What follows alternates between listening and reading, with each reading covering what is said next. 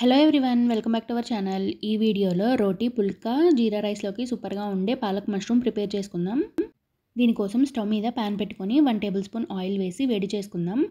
Oil వేడైన తర్వాత ఇందులో క్యూబ్స్గా కట్ చేసి పెట్టుకున్న ఉల్లిపాయ ముక్కలు, 2 పచ్చిమిర్చిని కట్ చేసి వేసుకుంటున్నాను.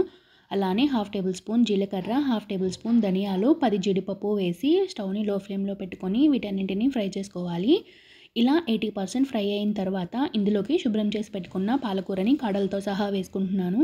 స్టవ్ని మీడియం ఫ్లేమ్లో పెట్టుకుని పాలకూర కూడా చక్కగా ఫ్రై అయ్యేంత వరకు ఫ్రై చేసుకొని ఇవన్నీ చల్లారిన తర్వాత మిక్సీ జార్లోకి వేసి మెత్తగా గ్రైండ్ చేసుకోవాలి.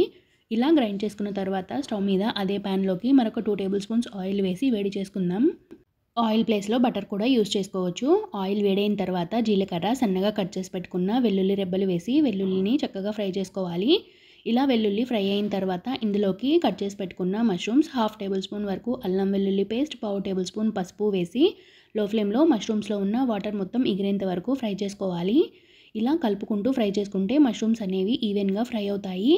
ఇలా ఫ్రై అయిన తర్వాత ఇందులోకి మన కారంకి తగ్గట్లుగా కారం, అలానే గ్రైండ్ చేసి పెట్టుకున్న పాలకూర పేస్ట్, గ్రేవీకి సరిపడా వాటర్, అలానే రుచికి సరిపడా సాల్ట్ కూడా వేసి ఇవన్నీ కలిసేలాగా ఒకసారి బాగా కలుపుకుందాం.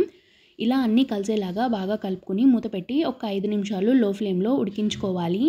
ఇలా 5 నిమిషాలు ఉడికించుకున్న తర్వాత ఇందులోకి కొద్దిగా ఫ్రెష్ క్రీమ్ కూడా వేసి ఒకసారి కలుపుకుందాం.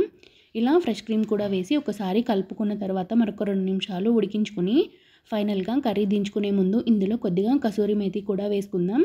ఇలా కసూరి మేతి కూడా వేసి ఒకసారి కలుపుకొని మూత పెట్టి స్టవ్ ఆఫ్ చేసుకొని కొద్దిగా చల్లారిన తర్వాత బౌల్లోకి సర్వ్ చేసుకుందాం. ఈ కర్రీ చపాతీ, పుల్కా, రోటీస్, అలానే జీరా రైస్లోకి చాలా టేస్టీగా ఉంటుంది. ఒకసారి ట్రై చేయండి. వీడియో నచ్చినట్లయితే లైక్ చేసి కొత్తగా చూస్తుంటే సబ్స్క్రైబ్ చేసుకోండి.